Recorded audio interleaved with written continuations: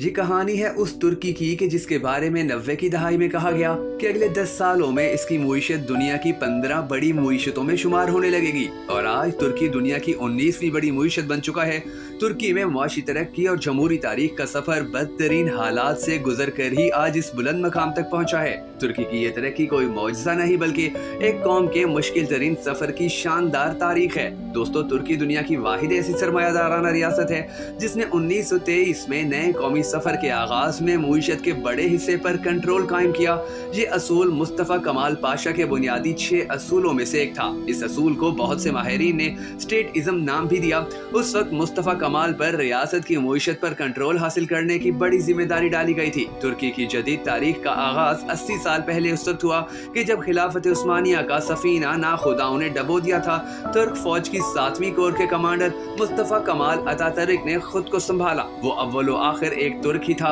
हालात के साहिल पर खड़े अतातुर्क ने डूबती हुई नाव को देखा और फैसला किया कि सल्तनत उस्मानिया के बादशाह डूबते हैं सो डूबे, मगर तुर्क अफवाज को मैं मुनज़्ज़म करके दुश्मन की ईंट से ईंट बजा दूंगा। वो इस्तांबुल में था तो खलीफा अब्दुल हमीद के खिलाफ जारी सरगर्मियों में उसका हाथ नजर आया। उस जुर्म की पादाश में उसे जेल की सलाखें देखने पड़ गईं। मुस्तफ़ा कमाल वैसे ही सल्तनत उस्मानिया पर खार खाए बैठा था। जेल ने जलती पर तेल का काम किया। कैदोबंद के इस अरसे ने मुस्तफ़ा कमाल अतातुर्क को यकसोई के साथ सोचने का वक्त फराहम किया। अपने तईं उसने कई बातों पर गौर किया। उसके दिमाग में ये ख्याल पकने लगा कि सल्तनत उस्मानिया के इन आखिरी खुलफा का रवैया आमराना हो चुका है। इन्होंने सोचने समझने पर पाबंदी आयद कर दी और मनमाने फैसले नाफिज करने का तहैया कर लिया। सो इस माशरे को एक रोशन ख्याल और आज़ाद मुआशरा बनना चाहिए। उसने सोचा कि हमें इस मकसद के लिए मॉडर्न तरक्की की तरफ सफर करना होगा। जेल से रिहा होते ही मुस्तफ़ा कमाल उस सफर पर निकल पड़ा। अपने हदफ तक रसाई के लिए उसने फौज में मुलाजमत अख्तियार कर ली। दमिश्क फौजी हेडक्वार्टर से उसने अपनी अस्करी मुलाजमत का आगाज किया। उस दौरान जमीयत इत्तेहाद व तरक्की के उन रहनुमाओं से उसने मरासिम बढ़ा लिए जो नए तुर्की की तश्कील के लिए खुफिया या एलानिया प्रोग्राम रखते थे। दूसरी तरफ जंग बल्कान में अपनी अस्करी महारत का भरपूर मुजाहिरा करके खुद उसने एक जुर्रतमंदान और बहादुर कमांडर के तौर पर भी मनवा लिया।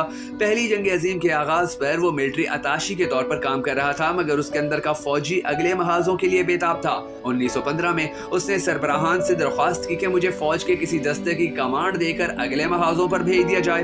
मुस्तफ़ा कमाल का ट्रैक रिकॉर्ड देखते हुए दरख्वास्त मंजूर कर ली गई। उसकी तैनाती आबनाए बास फोर्स की तरफ की गई, जहां अंग्रेज और फ्रांसीसी अफवाज से उन्हें सख्त मार का दरपेश था। उसी साल यानी 1915 के दरमियान में चंद महीने के दौरान मुस्तफ़ा कमाल ने फ्रांसीसी अफवाज को पसपा कर दिया। उसके बाद आबनाए फास्ट फोर्स का दफा नाकाबिले तस्खीर हो गया। उस नाकाबिले यकीन फतह के बाद मुस्तफ़ा कमाल का रास्ता रोकना मुश्किल ही नहीं नामुमकिन भी हो गया।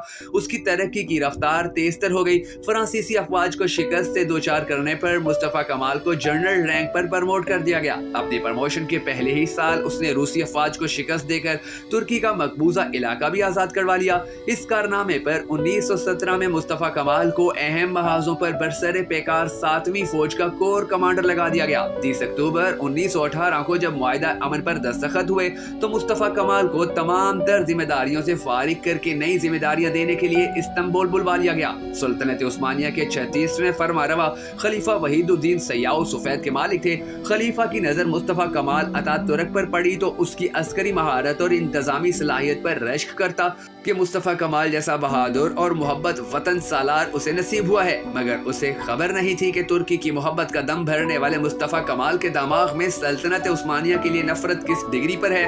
वो यही समझते रहे कि हमारे दरबार का एक वफादार है। उसी बेखबरी में खलीफा वहीदुद्दीन ने मुस्तफ़ा कमाल को इंस्पेक्टर जनरल बना दिया। मुस्तफ़ा कमाल को और क्या चाहिए था, उसकी तो जैसे मन की मुराद बर आई, क्योंकि मुस्तफ़ा कमाल मुआहिदा अमन के बाद दिल गिरफ्ता था। अमन का ये मुआहिदा ऐसे हालात में हुआ था कि यूनानी अफवाज ने एशियाई कोचक के एक बड़े हिस्से पर कब्जा जमा रखा था। अजमीर और अनातोलिया तुर्की के कब्जे से निकल गए। शाम पर फ्रांस का अख्तियार तस्लीम कर लिया गया। ये वो सूरत हाल थी जो अतातुर्क से किसी भी सूरत तस्लीम नहीं हुई। फौज के इंस्पेक्टर जनरल के तौर पर अतातुर्क की बुनियादी जिम्मेदारी ये थी कि वो अफवाज से बाकी मांदा असलहा वापस लेकर असलहा डिपो के हवाले कर दे।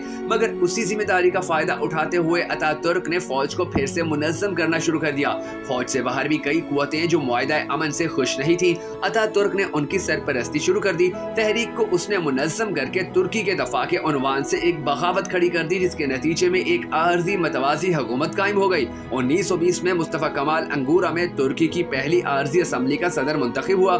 اگلے برس ہی اتا ترک کی قیادت میں ترکوں نے یونانیوں کے خلاف جنگ کا اعلان کر دیا۔ اسی برس یعنی 1921 میں ترکی افواج نے یونانی افواج کو ترک سرحدوں کے اس پار دھکیل دیا۔ اس کے ایک برس بعد یعنی 1923 میں اتا ترک نے خلافت کے خاتمے کا اعلان کرتے ہوئے ترکی کو باقاعدہ جمہوری ریاست ڈکلیئر کر دیا۔ باقاعدہ پہلا صدر بھی خود مصطفیٰ کمال اتا ترک ہی منتخب ہوا۔ اقتدار کے ہمہ کا سر پر بیٹھنا تھا کہ اتا ترک کا اندر کا اوریجنل انسان باہر آیا اور اگلے پچھلے سارے حساب بے باک کرنا شروع کر دیے، جنہوں نے پلک جھپکتے ہی جدید ترکی کا جھنڈا لہرا دیا۔ مگر اس جدید ترکی کا محور مادر پدر آزاد معاشرہ تشکیل دینے کے سوا کچھ نہیں تھا۔ فرسٹریشن انتہا پر تھی۔ سینے میں جو لاوا برسوں سے پک رہا تھا وہ ابل کر باہر آیا، جس نے تباہی مچانے کے سوا کچھ نہیں کیا۔ مساجد اور مدارس پر پابندی لگاتے ہوئے جدید تعلیمی ادارے قائم کرنے کا حکم جاری کر دیا گیا۔ عربی زبان میں اذان اور نماز پر پابندی عائد کر دی۔ حج اور عمرے کو سرکاری طور پر ممنوع قرار دے دیا گیا۔ حجاب و ٹوپی اور داڑھی قابل دست اندازی پولیس جرائم قرار دیے گئے۔ مصطفیٰ کمال نے مذہبی امور کا ایک محکمہ بھی قائم کر دیا، مگر اس محکمے کا کام یہ تھا کہ مذہب پسند لوگوں کی کڑی نگرانی کرے۔ اسی محکمے کے تحت اتا ترک نے ترکی کے انشا بردازوں کی ایک کمیٹی تشکیل دی۔ کمیٹی کو یہ ذمہ داری سونپی گئی کہ وہ ترکی زبان میں شامل ہو جانے والے عربی الفاظ کو ختم کر کے نہ صرف اس کا ترکی متبادل پیش کرے بلکہ اس کو ہر صورت میں رائج بھی کرے۔ مسلمان اگر اذان دینا چاہتے ہیں تو ان کے لیے اذان کے عربی الفاظ کی جگہ ترکی الفاظ منتخب کیے جائیں۔ غرض یہ کہ مذہب کو ترکی کی اجتماعی زندگی سے تو مکمل طور پر نکال دیا گیا، البتہ انفرادی زندگی میں اتنی چھوٹ دی گئی جتنی کہ مصطفیٰ کمال کی طبیعت برداشت کر سکتی تھی۔ دنیا کی یہ عجیب حقیقت ہے کہ مذہب کو انتہا پسند قرار دینے والوں کی اپنی انتہا پسندی کا سکیل ہمیشہ دوگنا اونچا رہا ہے۔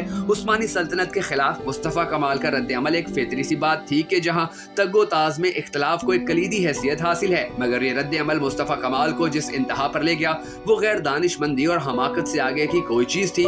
بغاوتیں ہمیشہ غیر متعدل معاشرتی رویوں سے جنم لیتی ہیں۔ اگر معاشرے کے کسی بھی اتا ترک کا خیال یہ ہو کہ سلطنتوں کی انتہا پسندیاں بغاوت کو جنم دیتی ہیں تو ان اتا ترکوں کو سوچنا چاہیے کہ اسی انتہا پر وہ خود کھڑے ہوں تو رد عمل مختلف نہیں ہوگا۔ مصطفیٰ کمال اتا ترک ذہین، چالاک اور اعلیٰ درجے کا شاطر منتظم تھا، مگر جذبات اگر غالب آ جائیں تو بڑے بڑے شاہ سوار بھی اپنے ہی ہاتھوں اپنی دانش کا خون کرنے میں لمحہ بھر کی دیر نہیں کرتے۔ یہی سب کچھ اتا ترک کے ساتھ ہوا۔ جتنا فرق اس نے ترکی اور عثمانی سلطنت کے بیچ روا رکھا تھا اتنا ہی فرق اگر وہ مسلمانوں میں اور اسلام میں کرتا تو حالات کچھ اور ہوتے۔ اگر کسی مسلمان کا غصہ اس نے اسلام پر نکال دیا اور اسلامی احکامات ہی کیا اصطلاحات تک کو اس نے نہیں بخشا۔ ہر اس نشان کو اس نے مٹا دیا جس میں مذہب کا کوئی ثانوی عکس بھی دکھائی دیتا تھا۔ عقیدتوں پر اس نے کڑے پہرے لگا دیے۔ اظہار رائے کی یک طرفہ ٹریفک چلنے لگی۔ یہ مصطفیٰ کمال اتا ترک کا وہ بے مثل کارنامہ تھا کہ جس نے اس کی جرت، ہمت، حب الوطنی، ذہانت اور متانت کے سارے بھرم دھو دیے۔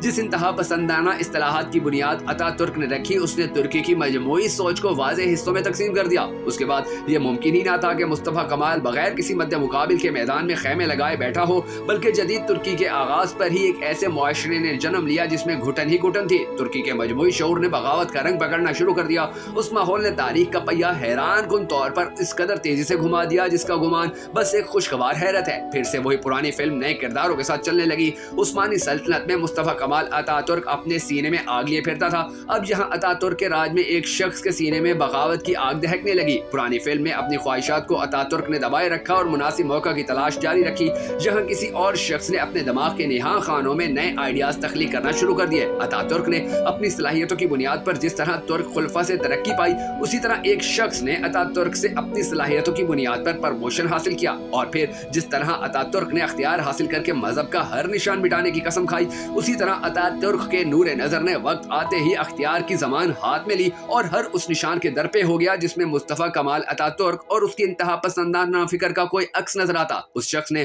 انقرہ میں مصطفیٰ کمال کے مزار کے عین سامنے ایک مسجد تعمیر کر کے ترکی کی ایک نئی تاریخ کا آغاز کیا اور ترکی کو آگے لے گیا۔ ناظرین گرامی، اگر آپ کو ہماری یہ ویڈیو پسند آئی ہو تو ہماری حوصلہ افزائی کے لیے اسے شیئر ضرور کر دیجیے گا۔